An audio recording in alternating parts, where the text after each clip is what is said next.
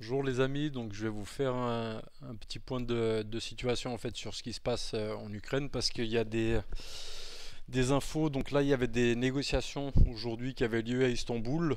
Donc sans arriver à un accord complet, on est quand même arrivé à un accord sur un cessez-le-feu partiel. Donc ce sera un cessez-le-feu au nord. Donc on parle de l'offensive en fait sur Kiev qui serait arrêtée. Et puis également ici la ville de Tchernichiv, voilà où en gros les Russes ils arrêteraient d'attaquer ces deux villes.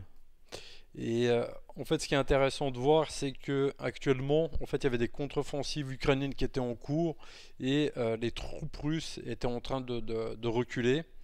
En fait, les Russes ont perdu le contrôle donc de la ville d'Irpin et on peut se demander si en fait cette espèce de cessez-le-feu localisé, si c'était pas plutôt un aveu d'échec en fait de l'offensive russe sur Kiev. Donc vu que la contre-offensive russe a fonctionné, en fait on peut se dire aussi que les Russes avaient tout intérêt à trouver cet accord et puis ça leur permet en fait de retirer ces troupes-là parce que visiblement c'est quand même des troupes qui sont un peu en déroute. On savait qu'il y avait beaucoup de difficultés avec cette offensive au nord de Kiev.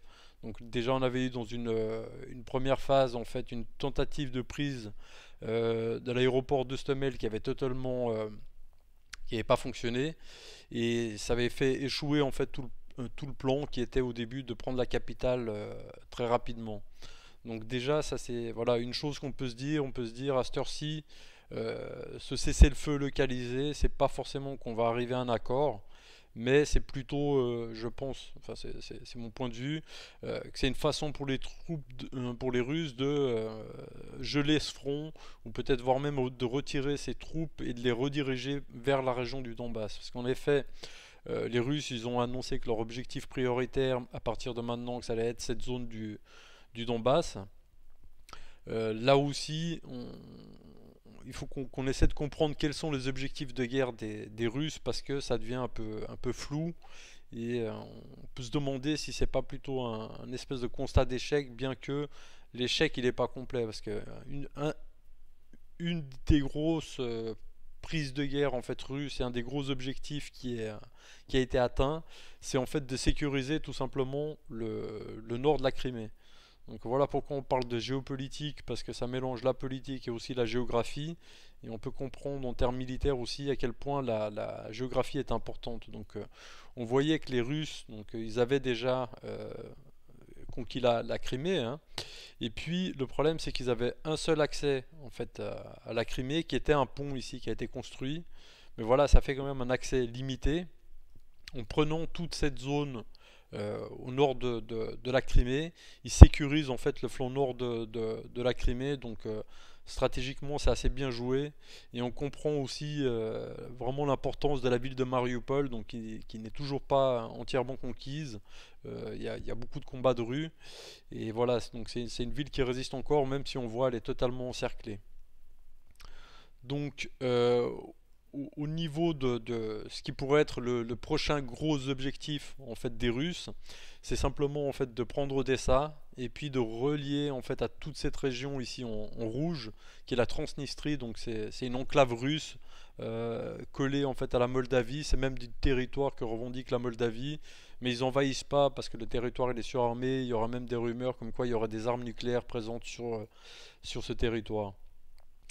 Donc, en sachant que voilà, si les Russes parvenaient à prendre toute cette zone et notamment la ville d'Odessa, ils couperaient entièrement de la mer l'Ukraine, ce qui, d'un point de vue ukrainien, à mon avis, est totalement inadmissible. Et puis, les Occidentaux voudront pas de ça parce que c'est une façon de dire que voilà, on peut attaquer un pays, lui piquer son territoire et conserver ses gains. Donc, l'OTAN et l'Occident va vraiment pourrir la vie à la Russie pour pas qu'on en arrive là, à savoir qu'ils arrivent à prendre toute cette zone au nord de la mer Noire en fait et de couper les accès à la mer à l'Ukraine.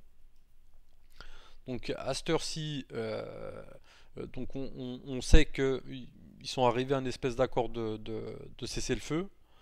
Donc on peut se demander mais à quoi va servir cet accord. Donc si c'est simplement de geler le front nord, Moi j'aurais été à la place des Ukrainiens, j'aurais pas accepté parce qu'en fin de compte on voyait que les troupes, donc là ce que vous voyez en bleu, donc c'est les côtes offensives en fait ukrainiennes qui ont réussi. Donc comme j'ai dit, ils ont repris la ville d'Irpin, ils étaient en train de remonter, puis les troupes russes étaient un peu en déroute dans la région. On voit qu'il y a pas mal de bombardements aussi, donc des bombardements aériens.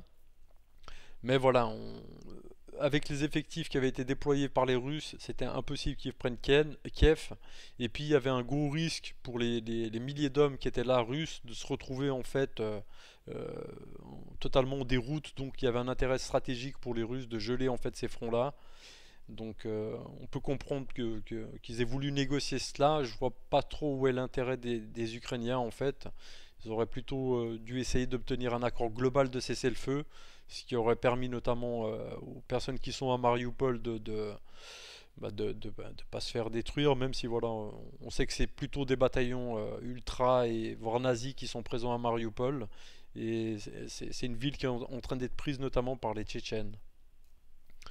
Donc on peut faire quelques prédictions un peu sur ce qui va se passer, mais je trouve pour ma part que le fait qu'on voit les Russes qui acceptent de négocier après un mois de conflit, c'est plutôt un constat d'échec, parce que s'ils avaient atteint tous leurs objectifs, à cette heure-ci, ils ne seraient pas en train de négocier, et surtout ils seraient en position de force pour négocier, alors qu'actuellement c'est plutôt les Ukrainiens qui sont en position de force. Et puis on peut aussi d'un côté espérer un accord assez rapide. Donc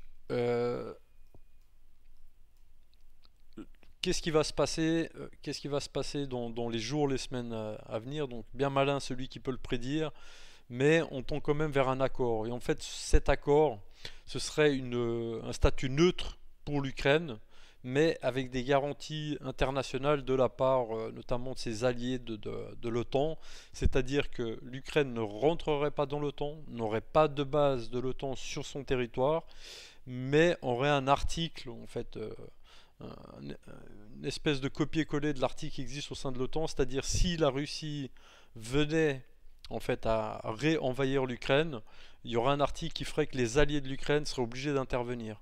Donc qu'on comprenne bien, donc c'est une neutralité, mais c'est une neutralité pour dire qu'on n'aura pas de base OTAN sur le territoire ukrainien, mais il y a une clause de solidarité, une clause de défense avec les alliés de l'Ukraine en cas de nouvelle invasion russe. Et puis là, on pourrait même voir une no-fly zone au-dessus de l'Ukraine. Donc, à quelque part, l'OTAN rentrerait quand même en guerre avec la Russie. Donc, je ne sais pas si on peut appeler ça vraiment une victoire pour les Russes, parce qu'en fin de compte, l'Ukraine ne sera pas vraiment neutre. Alors certes, il n'y aura pas de base OTAN sur son territoire, mais elle vient de s'assurer une espèce d'assurance vie en sachant que l'OTAN interviendrait en cas de nouvelle invasion en fait de l'Ukraine. Après, ce qu'on peut dire aussi, c'est quels étaient les objectifs de guerre des Russes. Si c'était simplement de prendre le Donbass, c'est un peu étonnant parce qu'au niveau du Donbass, en fin de compte, les lignes de front ont très très peu bougé. Si c'était de sécuriser les accès au nord de la Crimée, bah là ce serait déjà, moi je trouve, une bonne victoire parce qu'ils sécurisent toute la mer d'Azov, en fait, donc ils deviendraient entièrement entourés par du territoire russe. Et puis ils sécurisent en fait tous les accès à la Crimée. Je pense pas qu'ils vont aller jusqu'à Odessa parce que s'ils iraient jusqu'à Odessa et puis reliés avec la Transnistrie, on n'arriverait jamais à un accord de paix avec l'Ukraine et là ce serait une guerre sans fin, je pense, une guerre de guérilla avec l'Ukraine. Donc voilà, est-ce que simplement à cette heure-ci les objectifs russes sont juste d'obtenir la reconnaissance du Donbass et puis la reconnaissance de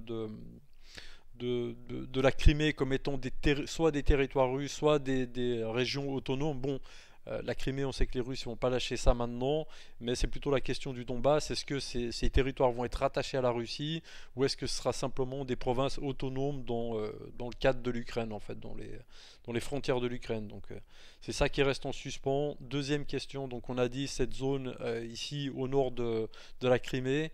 Et pour ma part, je trouve que si les Russes, au minimum, ne conservent pas ces territoires-là, cette aventure militaire sera un échec total parce que si c'était intervenir, perdre des milliers d'hommes pour simplement revenir à la situation de départ qui était les Russes qui occupaient plus ou moins le Donbass, je ne vois pas à quoi aurait servi cette guerre. Donc là, je viens de voir que El Loco vient de, de, de monter aussi en live, donc je vais arrêter là la vidéo pour aujourd'hui et je vais essayer d'aller rejoindre El Loco pour échanger avec lui sur le sujet. Voilà, j'espère que ce petit live vous aura plu.